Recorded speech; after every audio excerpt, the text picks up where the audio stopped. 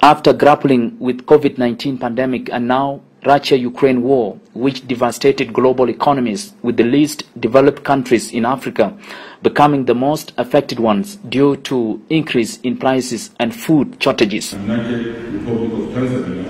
At the African Economic Conference in Ethiopia, ideas to improve economies have been proposed by the committee of experts, including the mobilization of domestic resources, free trade, and addressing peace and security on the continent. The approach which has been taken by the committee of experts, the ministers of finance, is to say, can we leverage every opportunity that we have, riding on trade, because we believe trade can be a driver for socio-economic transformation.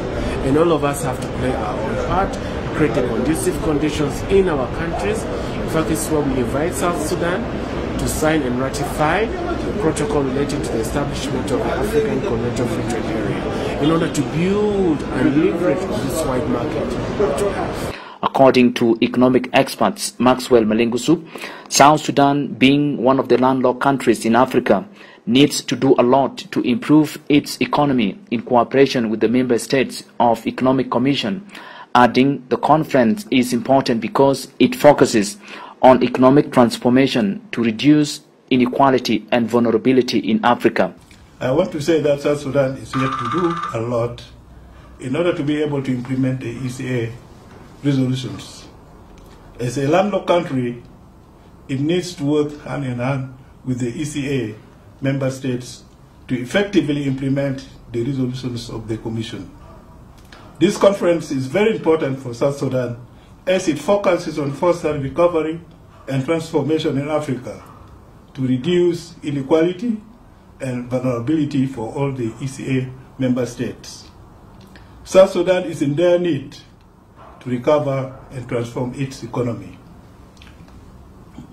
The conference is also important in that we benefited from the experiences of the other member states. And if we use these experiences, we will be able to implement the resolutions of the ECA. Most of the issues discussed includes road connection between South Sudan and Ethiopia to facilitate free movements of goods and services. After deliberating integration and development of economies in Africa, delegates have recommended that countries with low levels of industrialization should prioritize agriculture in order to mitigate food insecurity on the continent. And for that reason, African finance ministers will meet here on Monday to talk about the recommendations proposed by the economic experts. Abraham Aken, SSBC News, Addis Ababa, Ethiopia.